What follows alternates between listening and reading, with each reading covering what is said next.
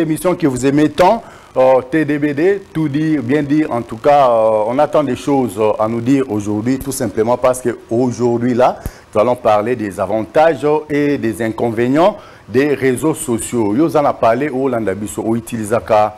Réseaux sociaux na yo comment au sali la nini tina penza au côté la na kat il y a les réseaux sociaux nini parce que de temps en temps nous remarquons qu'il y a la plupart des gens, des jeunes filles, des jeunes garçons et surtout même des papas qui passent leur temps sur les réseaux sociaux ba sala rani na kati to yebité ba lugarani ni na kati to yebité yango biso na bino to koluka to yebalelo avantage on a des avantages il y a réseaux sociaux ezali penza nini thème na biso to kolobelela. Vraiment, Lelo, Yangwana, en principe, je devrais avoir des invités sur ce plateau, mais jusque-là, invité à Zakaka, Moko. Comme dans nos écoutimes, quand une personne se présente chez nous, pour la toute première fois, on laisse à la personne le choix de se présenter pour que Bandeko Oboko Landabiso Nandaku, Boyeba, Mututo Ambi dans plateau, Izanani, P, thème l'absolu, roi stopper si vous voulez déjà que non, ensemble avec elle, nous allons parler de quoi. Mais si c'est fait que l'invité Moussoussou, en tout cas, tu sais, comme ça, les chocs des idées là et comme ça, la penza, vrai bien pour permettre à ceux qui Moussala et qui ne penza, qui te connaissent ton message, qui bête la bino, dada, mikolo, nandenge moko ya saranate. En tout cas, là, je salue encore les DT Homo Fortis. Je te salue parce que, Bandego Benga, Boyba, non. Topesina nous fait verte pour voir na bisoboko tabo et mettre ba point de vue na bino ba suggestion nous topé ba réaction na bino et vos apaisements au moment opportun vous allez nous appeler tokoyamba bino tokoyoka pe makanisi oyo bino bozanango à travers thème na biso alelo les avantages et les désavantages des réseaux sociaux. Je me retourne déjà vers mon invité. Bonsoir maman. Bonsoir. C'est une première, sentez-vous à l'aise? Êtes-vous à l'aise? Très à l'aise. Ok, merci beaucoup. Quelles sont vos impressions sur notre plateau? En tout cas, déjà je suis ravie parce que tout le monde est gentil. L'accueil a été vraiment chouette. Ok, un grand merci. Pour les gens qui nous suivent en ce net moment, à partir de chez eux à la maison, pourriez-vous vous présenter pour le respect de nos téléspectateurs? Oui, moi je suis mademoiselle Lodav Iyalamungu. Oui. Je suis initiatrice d'un mouvement de jeunes appelé MJCC en sigle. Mouvement de jeunes conscients du Congo. Ok, un grand merci à toi, un grand merci également à tous ceux qui sont branchés en CNET, Momassi, Congo, Belzo, télévision, Balobi, Chrislin, Moukamouka, Chrislin, ça se passe en direct. Autre que ça attend de, au fond, le tate, mais le rosaram dans l'esprit, quand on regarde, il n'y a rien, donc c'est comme ça. Je crois que, Bandegobo, la nation, on a comprendre, inviter tous les un plateau, on n'a pas quoi l'élo, et Zanani. Ensemble avec elle, nous avons 1 heure. Il y a ko beta masolo, il y a ko kota besoin na 4. Il y a ko yeba avantages, na désavantages, il y a réseaux sociaux et zanini. Maman Lodav na bandi bandeko ba olanda biso na ndako. Comprenez mon émotion. Alors, de la forêt. Biloko ezala na nga na parler pour comprendre hein. Donc grand prêtre écoute maréchal Mbuto va comprendre mon émotion. Alors ceux qui m'appellent les Kenga Makasi ont comprenez mon émotion et ça nous a la Katia Masolo n'est-ce pas Jordi Kalonda va Jordi va lobby la confiance. Il y a papa tendresse, il y a Mika Ilunga. En tout cas, je te salue Coco Jojo. Alors êtes-vous sur les réseaux sociaux? Oui, je suis sur les réseaux sociaux. Presque dans toutes les plateformes. Waouh! Presque. Presque dans toutes les plateformes. Oui. Explique-nous un peu comment ça. En tout cas, si je devais donner mon avis personnel, oui. En soi, les réseaux sociaux n'est pas... Non, j'ai dit, vous êtes sur toutes les plateformes des réseaux sociaux. Oui. C'est pour ça que je vous ai demandé comment ça. Explique-nous un peu. Ah, ok. Je suis sur Instagram, je suis sur TikTok, je suis sur Facebook, je suis sur WhatsApp, je suis sur Twitter, je suis sur pas mal, je crois. La ligne est ouverte, mais vous n'êtes pas encore permis d'entrer pour émettre vos points de vue, vos suggestions, ainsi que vos réactions. Voilà. Alors, waouh. Bandeko bo benga biso na to fungoli nzela singate. To fungola biso nzela singana nteme. Bozo benga biso belé. Au moment opportun, te permettre Binobo Tabo et mettre ma canne à la kimia. Mais apparemment, pendant le affiché, voilà, coopération, ça déjà dans Seguna, il y a quota en direct, à Robin Apeka à 089 9 143 143, mais jusque-là, la ligne n'est pas encore ouverte. Quand la ligne sera ouverte, nous allons vous permettre que vous puissiez entrer pour émettre vos points de vue, vos suggestions ainsi que vos réactions. Un grand merci à tous ceux qui sont en train de nous déranger déjà en ce net moment. Alors, maman, explique-nous un peu, ça se passe comment? Sur les réseaux sociaux, oui. Moi je trouve personnellement c'est un moyen de découvrir le monde. Oui. Ça nous permet de ramasser les cultures.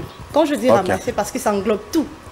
C'est pour moi un champ ou un marché. Mais ta caméra est de l'autre côté là-bas, moi je ne suis pas ta caméra. Hein. Merci beaucoup. Comme je disais, sur les réseaux sociaux, nous avons la possibilité de vivre toutes les diverses cultures du monde. Oui. Nous avons la facilité de communiquer avec tout le monde. Ça nous permet d'être ensemble pendant que nous sommes chacun dans son coin. Aussi, les réseaux sociaux nous permettent de nous cultiver et ça nous permet de nous épanouir. Et surtout actuellement avec les petites, moyennes et grandes entreprises, c'est aussi un avantage pour eux. Déjà parce qu'avec le moyen de la vente en ligne, en tout cas, ça va mieux pour tout le monde, je crois. Aussi, pas seulement forcément les avantages, comme nous avons dit au début, les inconvénients des réseaux sociaux. C'est là où il y a vraiment un problème sérieux avec les utilisateurs. Parce que les créateurs des réseaux sociaux, en soi, ils n'ont pas donné les limites. Ce qui dérange plus, surtout avec les âges. Ça, vraiment, ça pose un problème. Parce que déjà, on peut trouver un endroit où on mettait à moins de 18 ans, mais on ne sait pas contrôler qui est les... Voilà. Merci. Donc, au moins de 18 ans, on ne sait pas contrôler qui est qui et qui fait quoi. Mais est-ce que c'est possible qu'on puisse donner un téléphone portable à un enfant, un mineur? Bon, à ce sujet, je serais vraiment équitable au fait.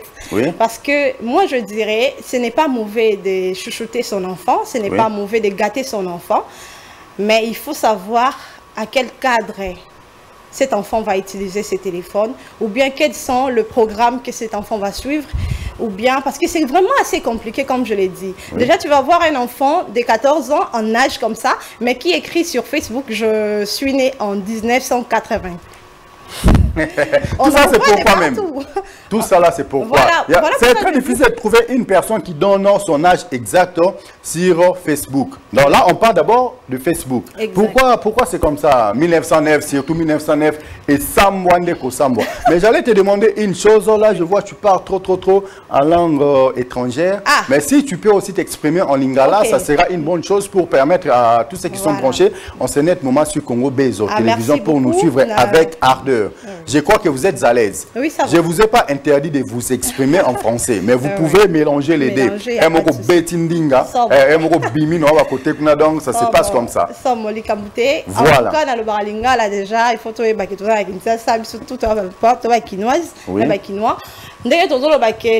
actuellement, on a Facebook, surtout si on prenait l'échantillon, il y a des réseaux sociaux Facebook. Et là, pas si beaucoup à dans la 20 ans à comme à 20 ans. Je ne sais pas, par peur complexe, il y a âge, ou bien par honte, il y a la vérité à âge. Mais ce que j'ai compris, c'est souvent chez nous les hommes. Mais chez vous les femmes, une année de plus. Une année de plus, n'est-ce pas, Jordi Kalonda? L'autre fait anniversaire, non? Est-ce que tu as dit âge non exact? Alors, une année de plus. Pourquoi vous faites ça d'abord? Bon, moi personnellement, âge nanga est zabongo.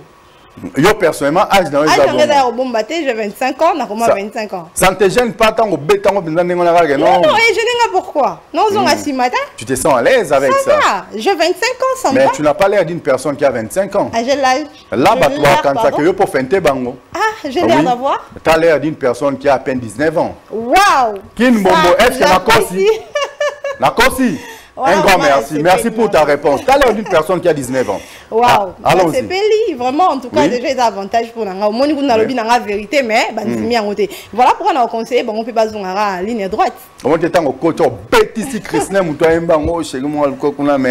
danger. Mais ici, c'est comme ça. Tout dit, bien dit. Il faut le dire calmement. Comme on dit en français, tout ce qui se conçoit bien s'annonce clairement et les mots pour les dire viennent aisément. Donc, sens-toi à l'aise, explique aux gens très brièvement comment faire pour utiliser les réseaux sociaux convenablement comme il faut pour bien se retrouver. C'est un moyen qui peut permettre aux gens de s'épanouir aussi. Oui. Ce n'est pas seulement pour aller draguer là-bas, ce n'est pas seulement pour aller suivre les films pornographiques là-bas. Divertir également. Oui. Les divertissements, d'ailleurs, c'est une obligation pour chaque humain. C'est vraiment important. Il faut tout dans la Facebook, il y a tout dans la stress au quotidien, au séqui. Oui. On sait pas la mort, mais après la moment au quotidien, se sentir humilié, gêné. Na marambo moni pour ça qui t'oti. Bandego bazo utiliser les réseaux sociaux de bako, hein? Comme ça on peut avoir marque moi bien. Et puis que tant on a tes locaux et ça pour na ko édifier ba o ba otala ba olanda page na ngai.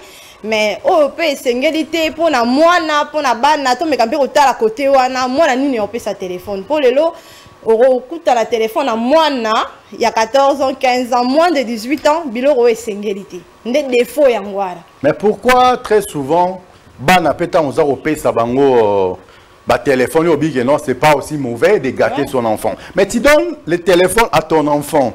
L'objectif principal auquel tu avais assigné ce portable à ton enfant, l'enfant est allé à côté. Tout ça parce qu'il n'y a pas un dialogue franc entre parents et enfants. Et que les enfants maintenant de leur côté, comment faire pour aller à la découverte, c'est ça ou comment? Permettez-moi, maman me sujet. Surtout que côté dialogue, on a des sous défaut. Non, Tolobi tout dit, voilà, bien dit. Voilà, d'ailleurs, merci beaucoup. C'est-à-dire, tant qu'on paie 6 mois la téléphone, conversation franche, il faut les alarmes.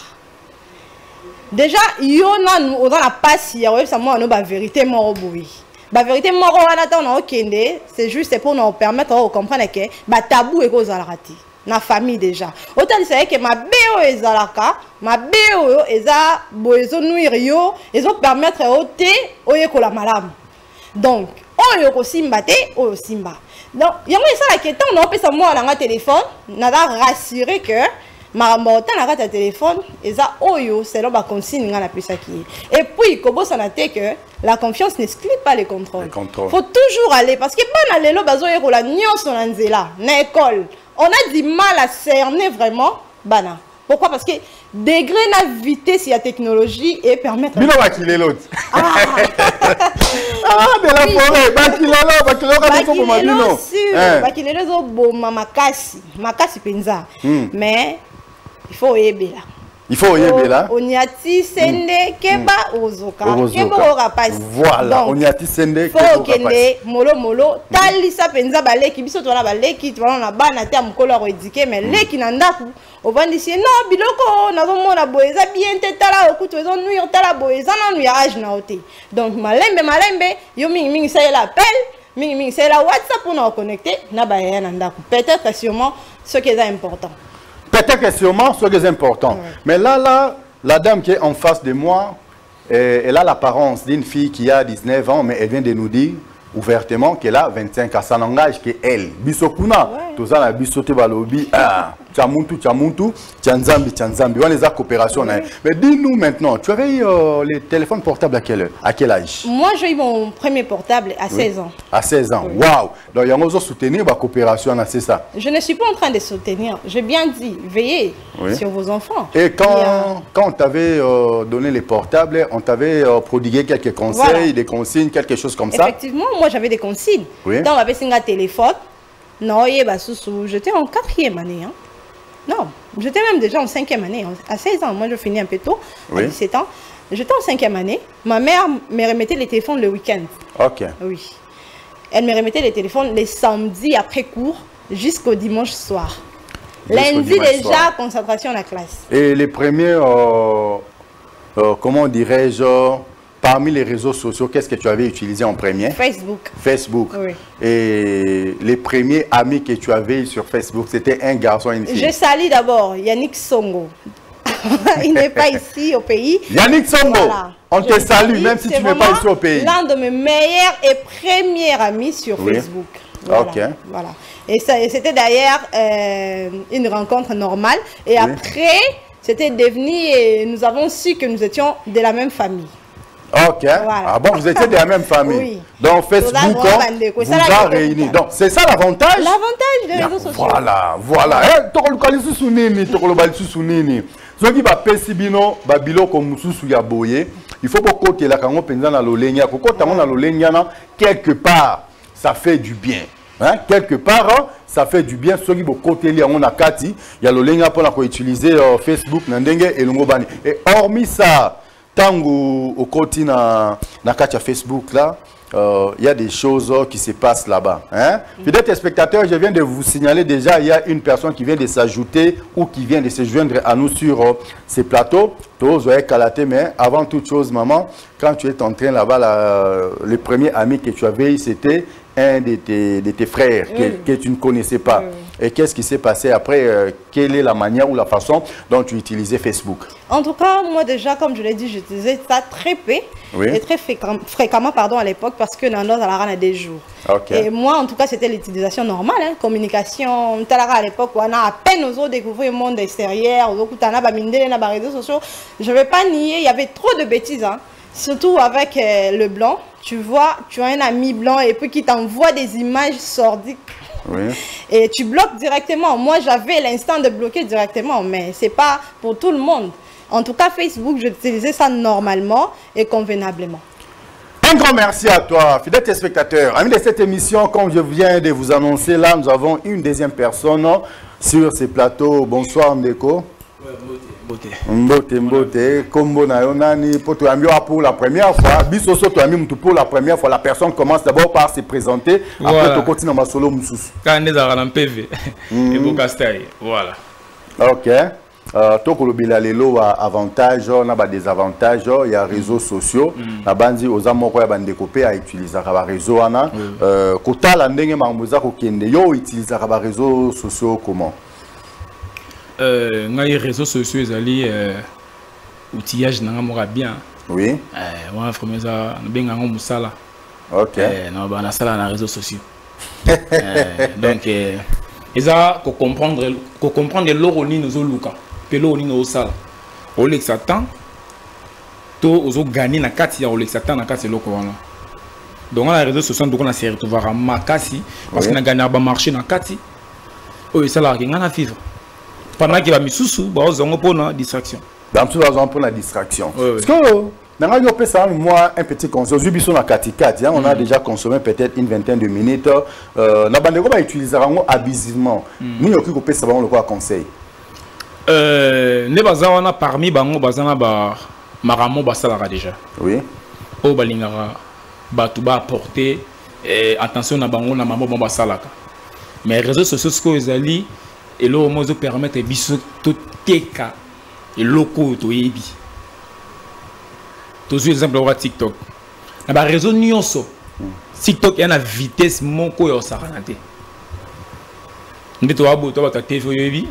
Zora produit no moro qui est dans la chaîne moro et c'est bon non c'est bosser la promo aux attaques moro mais est-ce que au monde dans TikTok attention sur 100K 200K a éviter au Kangasuki vous comprenez a éviter au Kangasuki mais sur tellement mon union sur ça na TikTok ne wana au moins tel loro mo tel les moro te aux alliés na suki ou ya kanga na ndenge ya cité donc ce qui fait que ce grâce à la promo il y a suki ou ya kangaka na TikTok et quoi attirer les clients ébélés na place à ça ba vidéo ya ne ba sala sala rawana.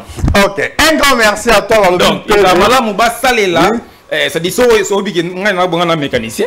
Oui. Tant bon ça mi tout ko c'est bon vidéo. Nga bon ça mi tout ko na ngai boy ka ne ba wana. O tient TikTok. Un grand merci à toi. En tout cas, dis pour le monde qui toujours bon ça va Mercedes, tout va tout tel. En tout cas, faut na méganon ko solliciter. Merci beaucoup. Na bandi bande robo landa biso na ndabo comprendre awa, ils ont avantages, na ba désavantages, il y a réseaux sociaux. Comment faire pour utiliser les réseaux sociaux proprement? avantages nango ezali. Comment faire pour utiliser les réseaux sociaux abusivement? Des avantages nango ezali. Le terrain est vaste, le terrain est très large. En tout cas, ce n'est qu'une première. Je crois que demain ou après-demain, tu as permettre de utiliser abusivement. Si vous voulez que c'est avantageux pour vous, vous continuez à utiliser abusivement. Vous utiliser pour que affaire nabino et que les liboso n'engende auti koloba awa. Bon utilisant pe na lulenga, je crois que ekozanango une façon ya mutu na mutu asale la mais balobi mabe na mutu o ayo kakate. So ba biso tika oboy ko tika conséquence de l'action que non, yo il faut tika. Alors maman, je te reviens. La première personne que tu avais eu comme ami sur Facebook, c'était un de tes cousins que tu ne connaissais pas. Mais ça t'est déjà arrivé aussi d'être dragué sur Facebook? Oh, plusieurs fois. Pour une femme, c'est c'est le quotidien, c'est chaque. Chaque. Et maintenant, l'esquive, c'est comment? Ça se passe souvent. Parce que très souvent, quand une fille te parle bien sur Facebook, demain, ça sera son anniversaire. Après demain, elle va perdre son papa. Et le soir, le lendemain encore, elle oubliera qu'elle t'avait dit que c'était mon anniversaire. Et anniversaire, quand une femme t'écrit sur Facebook, c'est pour une demande. Quand un homme écrit à une femme sur Facebook, c'est pour chercher à voir la femme. Donc les femmes sur Facebook voient les poches des hommes.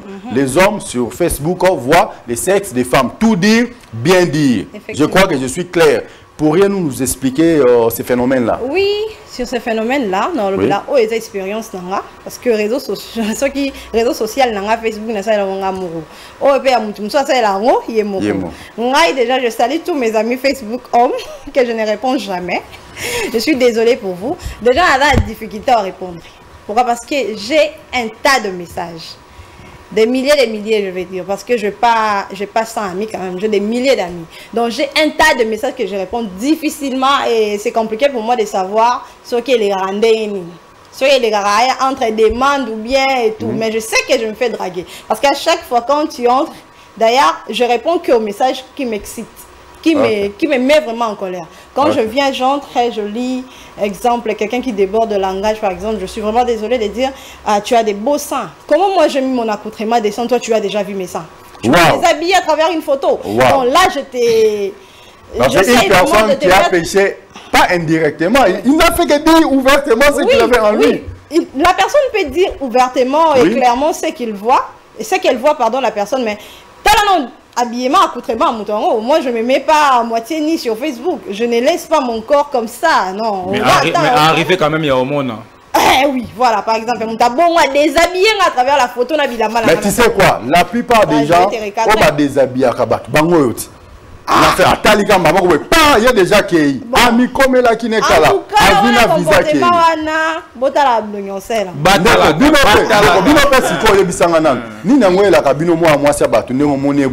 c'est sûr et certain comment on est idée dans la Facebook courage à affronter vraiment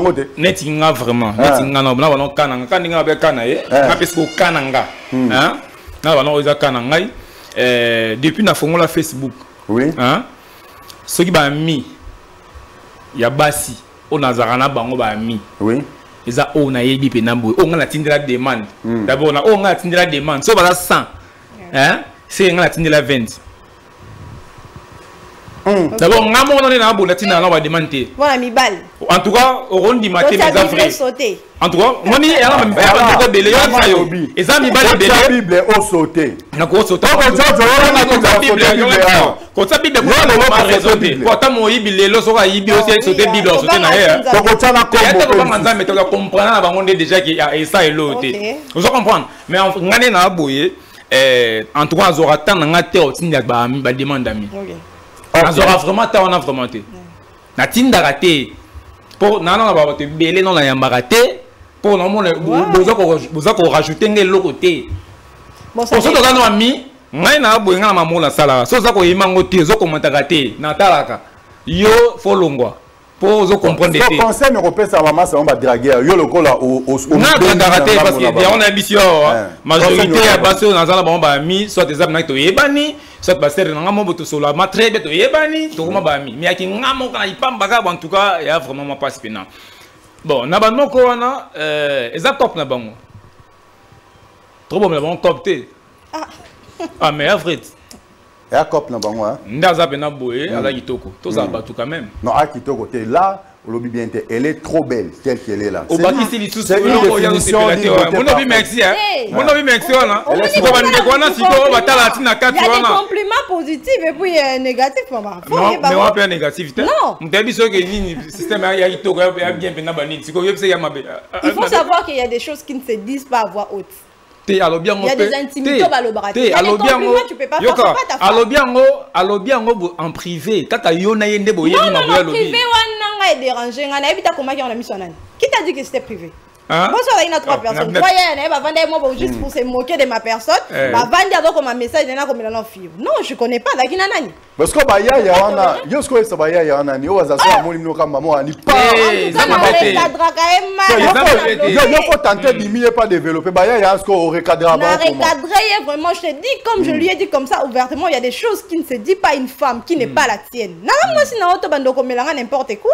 Fais ça à ta femme, so ba sala on a copine yo monio c'est là. Parce que et là ça la plaisir au monde la bas. Ça dépendre na réponse. Papa je te reviens. Et là ça la plaisir. Na posa réponse à muta bongo te. Maman s'il te plaît. S'il te plaît. Parce que ba to bongo pourquoi ça na ba copine na bango na basi na bango, jamais ba sala ka ba elo joana ba fleur, wana na basi ya ba bango. Ba elo joana na raté. Ba wana. Ba sala wana. Comment toi tu vas accepter l'identité? Voilà, toi funga ba Facebook à total là, toi ba comment ça se passe ici. Vérité à la pouille. Téléphone des awana. Maman Kalunga lobaki téléphone. Maman Kalunga loba lo mo boaba. Téléphone à mobile les heures l'opposition. 1-0. Maman félicitations. Et puis qu'on joue Penzako. Faut y avoir la preuve à l'appui. Preuve à l'appui. Voilà. Message non li eza. Eh bien,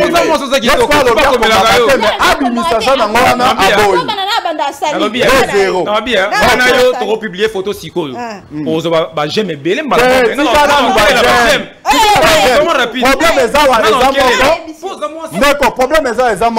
maman lobi preuve à l'appui. Téléphone on a touché Facebook, caméra za liboso na ngai. Touché ya yo to kotika la messenger. Kuna to yeba qu'est-ce qui se passe au juste? Au komaka, to komaka. Te parce que non li eza ebele. To betango. Ah oui, yango ya. Preuve à l'appui. Voilà ça la sonne to tiki. Comme tu comprends gars, to tiki parce que coopération là et qui est déjà. Mais maman, le problème qu'il y a ici. Moi tu ça quoi attaquer mingi peza kaka Facebook. Ce que tu pourquoi bino pe bozalaka? Quand un homme te salue bonnement. Oui. Tu vas répondre bonjour, bonsoir, comment vous allez? Je vais bien. Oh, j'ai un petit souci. Oh, j'avais fait un tour au marché. Mais c'est comme ça que ça se passe. Est-ce qu'il y a encore aussi? Bandeko nanga nzele zawana bo benga na 089 943 143 bo pesa ça peut makanisi notre ba parler ba comprendre que non awa kuna masoleza ko beba tout simplement parce que masolo ana ndeko za ko loba kuna ayebi que ça se passe comme ça. So bozalaka toujours na petit souci wana comment et pourquoi. C'est pour ça que vous vous vendez aussi à moins cher. Petit souci en tout cas déjà problème wana bazalaka nango wana ya ba petit souci. Oui. Oh ngala zalaka nango te. Toto généraliser na biso. Oui, bon, voilà, tu as raison de généraliser parce que minorité, on n'est pas là pour personnaliser les gens. Majorité, eza ebele. Ba fi wana, en tout cas, bolimbi sanga na oza direct, ba fi anzala. Ba fi moko na photo battante, mais na privé, nzala makasi. Ba femme forte. Ouais, ba femme forte. Tout le monde a vraiment belé. Bon, vivre, regarde, les lois, c'est un demande à $10, l'autre c'est $20, on a taux du jour. Ça, c'est pas sérieux. Maintenant, qu'est-ce que tu peux donner comme conseil à ces gens de filles? Je vous conseille en tout cas les femmes créer des choses à faire, créer des activités. Vendez-vous bonnement, mes chers. Moi, si faut imiter clairement bien. Moi, je ne suis pas là, et on ne peut pas venir abuser de moi. Parce que déjà, me voir ma personne, là où j'évolue, j'encadre déjà des jeunes. Parmi les jeunes, il y a plus des hommes d'ailleurs, parce que je ne suis pas trop féministe. Dans l'ingaraté, on travaille avec la femme-femme. On travaille à la mibali. Mon adjoint. Mobali, secrétaire Mobali, mouvement nanga eza Mibali. Dites-moi maintenant, ngai face ya Mibali wana bandasko le pesanga 5 000 francs, pesanga 10 000 francs, comment est-ce qu'ils vont me trouver? La moni appelle moko eza kokota ato ebite soke eza nani? Allô? Oui, bonsoir papa, comment on a no bengi biso wapi? Pardon? Toyo ka bien te. Olobini ni papa kuna na monga fula. Bon, en fait, l'image jusqu'à là, on a soutenir les garçons. Au soutenir les garçons, hein? Ah, soutien non, les garçons, les années, moi, bref, tous les liboso habitants biké. Sur Facebook, donc, la page,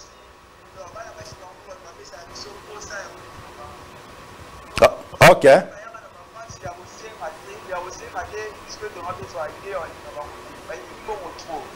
Ok.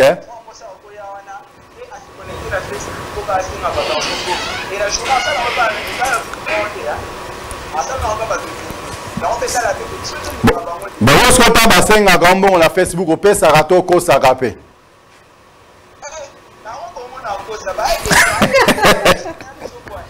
Vraiment, un grand merci à toi, mon frère.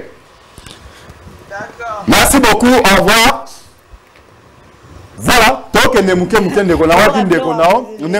je te reviens. Zana qui m'a parce que ah oui, bimi a soutenu, bande qu'on a bango ba garçon. Lorsque tu as nécessairement soutenir bino ba garçon. Tant bana ba toi senga bino obi que couper ça na yote. Faut ça ka bango pour nani. Il a comprendre déjà que parmi batu bazana fédération FC Bilaka. Donc bah on a fait Bilaka. Oui. La question qu'a rebellé et puis makasi tu vas comprendre que oh vraiment so ko kito tiki. Oh mon mais là on parle bien de mon solo donc baster na biso bino moronde bozara ba baluki makambo. Bino moronde baluki makambo. Pour na ba téléphone bolinga bo sela wana moi si moko na Facebook quand le bio wana yokuto bo zo asunde comme ça à côté. Ouais. On est parti. En tout cas, yokuto bo yakaba bandeko tozako biper, ça ne sert pas de biper hein. Bobenga biso, on a besoin des appels et non des bips. Si tu veux biper, il faut biper les qui n'ont tout monde en anda ko zapenza et le moko bien bilo msuna ko bimiso pe na TV na jo coup de tête au comprendre pourquoi na bipa ki bo ke ba bilo ko na toke ndeko na ngai. Voilà. Nous on a besoin moi si kutu ba message belé à répondre à rater. Si ko comprendre ce ko qui bande on a pas si mususu on ko ba répondre ba message nyonso wana. Il y a 50 no ko ba komelare par jour. Parce que 50 no ko ba komelare ba. Mais c'est-à-dire il y a pas jour. Là pardon. Ba lingara siko ba mona yi. Yepe siko yo business ne zali ba noko wana. O ba biso ba na mibali wana. Akomeli yo. Est-ce que na koza moi $2 moko wana ta crédit? Akomeli o yo connexion na biso ya canal ni ne sili. Akomeli o yo siko 50 personnes na mukolo moko. Et ko rater 30 mais 28. Abina combien? Ba retomber. Hein? Ba retomber. Voilà, merci. On va perdre après, bah bimisara facilement. Bah mettre épée le roi bande wa bengi boye, bah ta fait bilaka, la question kaka ya linya mona nanu yo. Après, ce que ça va dépenser mususu so linya mona nanu boye normal. Merci, je te reviens maman. Vu ce qu'il vient de dire, il y a à rajouter. En tout cas, biloko aboye penzanga to no yo kango face à mobile na yo ki soni e jenenga. Siko yo mto sala ngona ndako mama atayo moko. Botika ko. Donc soy basi pe basala bongo et banda na conversation nini. Parce que je me vois pas que moi si wana tant romele salimba moi bando tandelo ba passe na e. Bo banda quelque part. Bonjour. C'est là assis à la mécanicien. Il y a solo vraiment na moi si. Ata moi orgueil qui ata dans les filles anzala moi orgueil mke wana mpe na ndimite ka roso. Bon toi yamba appelle monsieur Koti awa qui est là. Allô? Allô? Allô? Oui, allô, bonsoir. On a la retard, on a la retard, on a chaque parler à Teboni Boyeko. Bonjour. Bonjour, papa. Comment on a nos bénis du soir? Allô, Dadi Boy. Ouais. Comment on a junior la benga limité? Oui, au lobby boni. Dans le lobby boya. Mais quand on s'éloigne, moi, je la poste récepteur, on peut permettre que Biso Toyo, quand on va la télévision, Toyo, quand on bien été.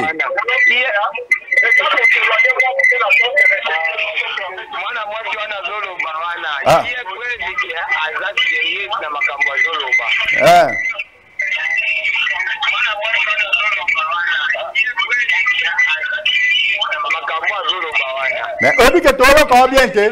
Yo faut s'éloigner moi mouké la télévision na yo o permettre que biso to yo kayo.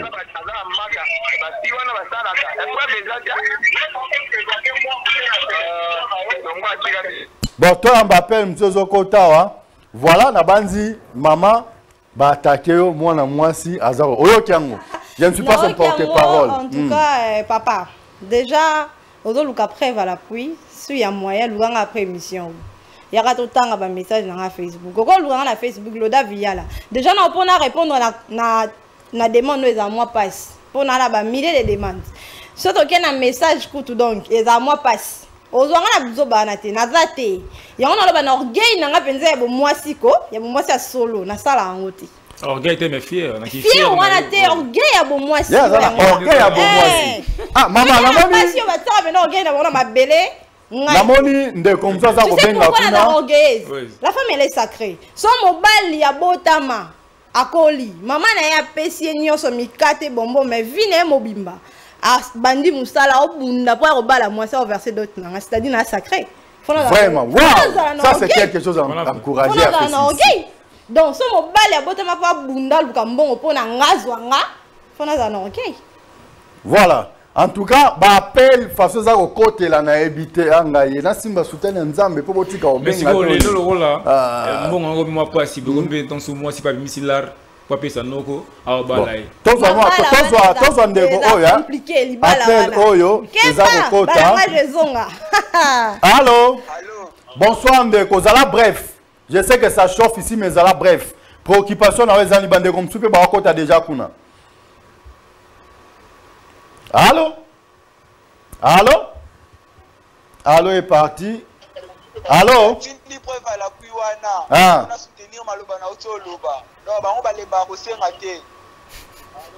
bango balemba osenga te hein bino pe bolemba olinga te bolemba pe kolinga weka esano ke ba biloko oui bolemba pe kolinga hein la tinelo ku photo mo wana dala soki bango balemba osenga biso pe tolemba kolinga donc yo tinenga photo ya bango basenga kayo anga ye de la forêt en tout cas un grand merci maman babi bolemba ka ya tinenga photo ya ba demande après monsieur côté ici normal allô bonsoir papa comment on a no bengi biso wapi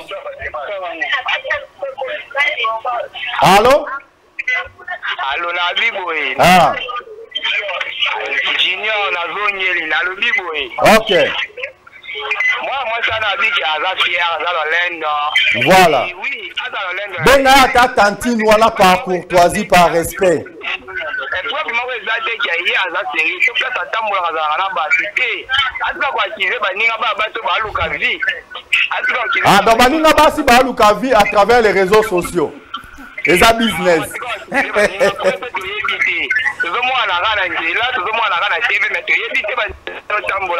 merci ndeko bandeko mtume bazala bana besoin bakota okotikele bapeta bakota na pire esprit merci maman chérie la personne la plus concernée en ce net moment c'est toi. Qu'est-ce que tu peux répondre à tous ces gens-là? Si on a mon de basi babosa ninga na TV. Voilà. Non mais bandoko batali bamona bon voilà, ndé problème yangwana ba Hollande apparemment bangonde basengi. Ba basenga raté le rolanga. Bo réagir ko parce que ngai na continuer olembango te na rolobango kaka na senga na Facebook te na senga na WhatsApp te na senga na réseau moko te. Tous en des comme sous à côté en cas tous à la obligé. Yo kata ba appel allô répondre maman hein oui yo bino na soka maman la star oui va répondre va soutenir mon ba moi c'est ça qui c'est biso ba crédit des aboye to tini na biso te to ko sa ba mo kaka OK donc merci à toi mon frère na bandi maman ba lobisi petro ba ta kwa na zui eza ba balle réelle merci mon frère c'est quoi mon frère tous on a un peu et pas na long. Bino peta mon argent, vous n'êtes pas à mesure, vous n'êtes pas capable. Il y a qu'on répondre à la doléance. Il y a bande qu'on a vu sur la base. Pourquoi vous promettez à Raban? Bino va toi école sur la location de mon bana. Vous promettez à Raban pourquoi? Mais vous l'avez dit, la pega bon moi. C'est ma promesse. C'est bilaka. Et ça peut attester. Il y a moi c'est malam. Moi c'est aux élections à faire bilaka te moi comprendre qu'il y a vraiment moi ça bien zaté. Moi ça lingara 500 peser 500 peser. Tendez bien. Défaut. Au musco bimse blow angwa. Non, il y a ça bimse. Attaquer au côté wana. Attaquer au côté wana. Il y a fait ces bilaka. Comment ça? Oui, parce que les lots en Afrique, plus précisément, na Congo, moi si malamu, ils ont supporté Anzala. Kasi yango na biso na fesse bilaka te. Simbate. Oh. Comment ça? Voilà où tu as dit je me suis dit ma case. C'est normal. Non bien, muto bolinga na réseau. Bolinga na muto na réseau. Loba bolinga na muto na réseau na Facebook. Non bon on écoute. Bolinga engagé ba dépense belé non ba monioté. Mabena bino zaranine. Mabena bino zaranine. Mabena problème ezate. Na porte parole. La réalité on est dans domaine na lobi boya. Na lobi boya toka nga bien. Oh patienter piaka banda loti nati. Wana bokoma bava. Ti nati te. Les dossiers olingi moi. Na kora toyo kanate. Tocha na na se. Tocha na se n'est pas bien. OK. Mère a développé yo parce que le bas olingi na réseau. Pourquoi olingi a peka na réseau? Pourquoi? Bon, non, n'aspect réseau. Il y a beaucoup bête sous ma toité. Il y en a neuf au moins bien. Au moins on a réseau hein. Bah appelle réseau facilité, OK balabala. Réseau. OK. Mais bon limbisato à Mandeko hein. Je crois ça dernier appel. Allô? Allô? Allô? Allô? Bonsoir papa, comment on te donne 1 minute, hein? On n'a plus assez de minutes. Oui. Olobi boni papa. Non, bino pe. Ko ata tantine wate bozaka ka fi wana. Na répondre tantine wana na question ya jeune garçon la poser. OK. Ba fi ba linga ko kosta bango. Soki oye biso vérité otambola na été. Soki okosta yele okotambola na yango wana natique na bango pena izala ndi bongo. Isenga ndi kokosta ye olakie okopesa ye mais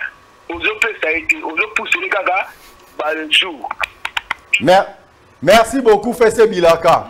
Totondi Obotondi, trophée après émission. OK.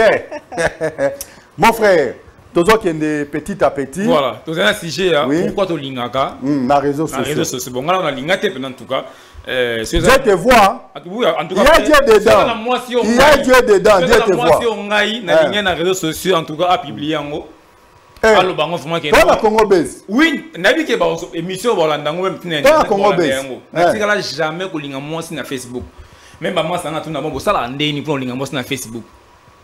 Oui, pourquoi la linga te? Na ka na mutu. Ba question ngai. Ba réponse moi ko poser la question na plateau na ngai. Ah non, rectifier nan. Non, rectifier nan. Ngai moko. Na lobby rectifier nan.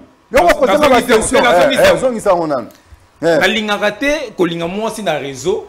Pour la talaka nga respect na nga mo na kibomoto nga ne ya miyedi nga moko sino lingi mwasi amuta ko boye kompa ko ndima na tala sko ka côté négatif soki aboyi et ça ngande. Alors s'il était écrit dans la Bible également Rosoyen Nzela réseau social en tout cas ngai faut c'est qu'on appelle est-ce que Bobby Kanatanga kala mabale zaka ba commission to anande ko na poto to zaka nande ko na ba Congo voilà la biso zalaka awa boyena mama j'ai menti non après mabala commission et comme mabala yaba carte postale après on le va faciliter dans les réseaux sociaux to comment beta la nzoto par rapport à sujet to zanango ya pourquoi to bolingo bosa na ba réseaux sociaux na balabala boy comme en tout cas olinga moi si bon atalomi sumabe soit pas fini ta mutu munene ta boy ta mukuse mais moi na réseau habita ina oté habikanda ya mutu na oté boko développer ma solo bien et puis était moi si balinga moi si na moité bien balinga moi si na moité so linga moi si na moité basi bala kanda na ba moyi surtout ma 12h on a so linga moi si na 12h simba té mais obimika libana na réseau sociaux pe na 12h simba de wana la ligne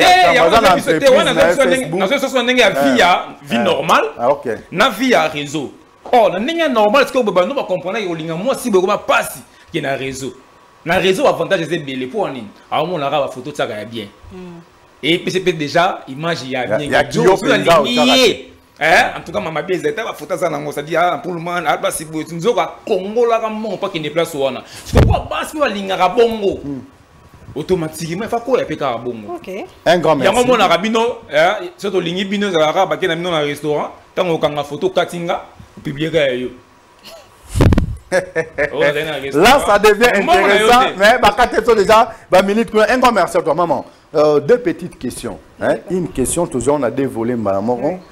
Quand vous faites draguer sur les réseaux sociaux, réaction nabino et zaranine. Et pour citer, pourquoi la plupart des filles, oh, femmes fortes, elles sont très méfiantes sur les réseaux sociaux. Quand tu parles avec elles, en tout cas, elles te répondent difficilement, comme tu viens de le dire là.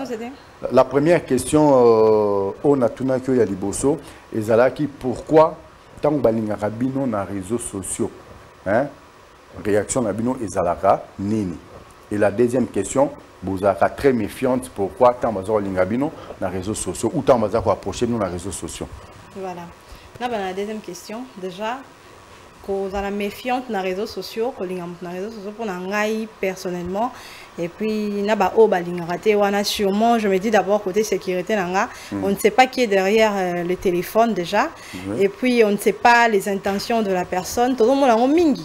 Tout le monde a mingi, tout le monde a mingi émission sur YouTube. Je suis en train de voir ça.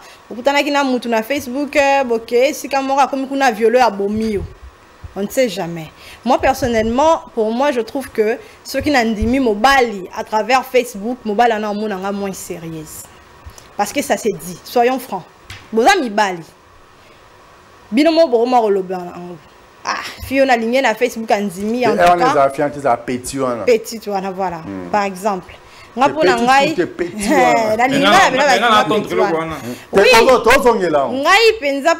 déjà je me vois ainsi. So mobile la ligne na Facebook et que na nzimi, mobile na ozonga na considération moroti. Par rapport à mobile na kutani na e penda toki, ayo ki moi passe pas à télémisanga na réfléchir sans fois bon ici chemise pour le balangai, c'est mieux. Voilà. C'est mieux pour moi. Eh, na bongi sur bena pour Alexandre Basalara. Donc c'est-à-dire mon nga quelque part na zo le katele mais si kazalaki tam supati ki bata singino esquisse, je reviens à bongi sinon chemise voir approcher mon kilo wana. Moi le ko na exercice wana sala ke, mbana na tang lobby to moso la, respect moro ezala. Ke o ya kutana nga tam so na moment libre, moro fatigue na to stress moi nga c'est déstressé, a komelinga na réseaux sociaux. Bandi ma solo et tout. Et en plus, d'ailleurs, je vais répondre que on va répondre à Bino Mignona et ça va manquer à faire. Voilà. Il y a manque à faire parce que moi, si on pense à ma salle et belle le Rolanga, pour nous répondre à 10 messages, 5 messages à moi passe. Un grand merci à toi, madame honorable. Donc, tu es vraiment honorable parce que là, ce sont des bombes atomiques, mais Satan 2. Kuna la moni complicité, il y a Kim Marthe Mbombo, na Chrislem Bouka de l'autre côté, nous la moni la boîte noire Jordi Kalonda Jordi, va comme lier la biso va miner tout la nguba, je ne sais pas. Aux ubiso na katikati, to comme on est vraiment presque à la fin de notre émission. Certes, tant aux qui envie à Koko Tozan et le roman ngako loba, na zangira ki kotu na ya mona plateau, je suis, on sait que je ne suis pas Dieu. Comprenez ça là qui n'est. Par rapport au Ninga Lobby qui est moi si na réseau et sur Andimi directement biso mettre le bagage na waza faux petit en tout cas faux parce que les réseaux sociaux na balabala les arrêts là moko pour Joe moko soit dans Londres à ligne petite moi dans na kin en limite que a bien petit on a faux petit pour déjà mutak o aza kin déjà c'est plaisir que non en tout cas au Western Union comme master na ça dépend au commission ça dépend pour ça na besi cela États-Unis vous comprenez donc et ça la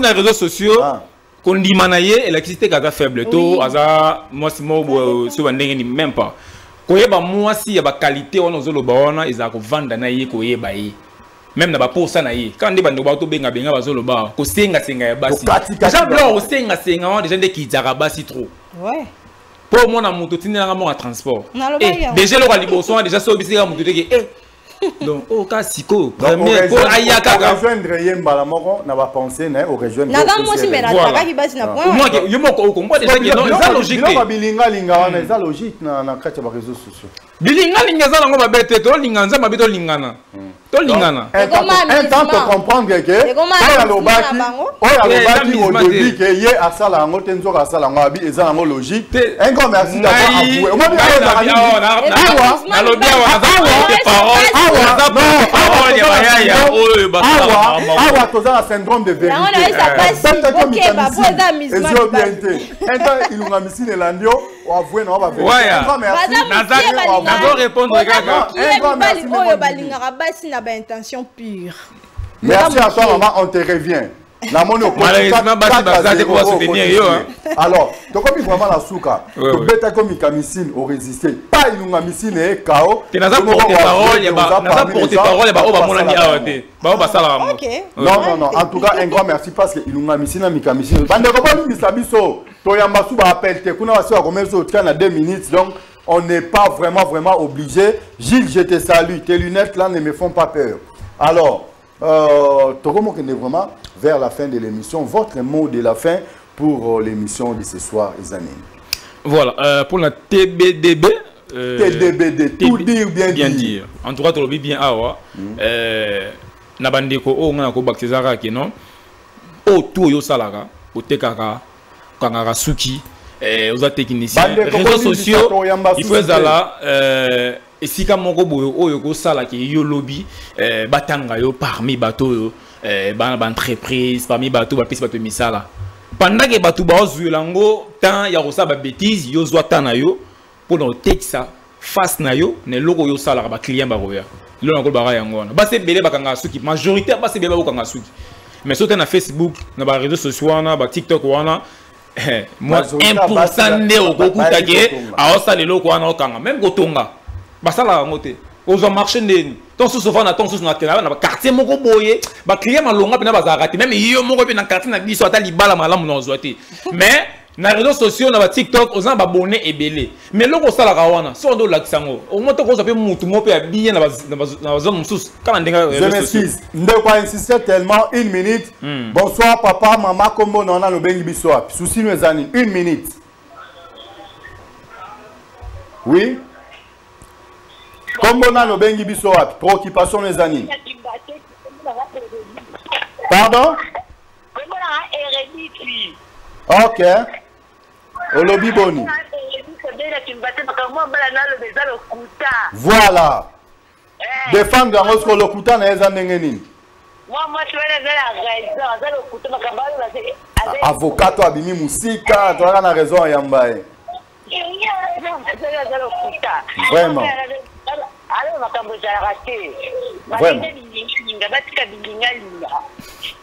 Baka bilinga bino pe boko mabiboya boya botika pe bisenga senge pa na bangu hein.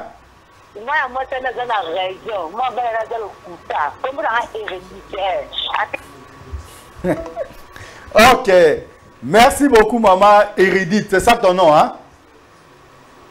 Merci. Donc, déco, tu comme il à Soukanayo, hein? La moyenne, membre les crédits n'a fait une intervention rapide. Mais après, la fois, on a un bateau, un grand merci à toi. Maman, nous sommes en tout cas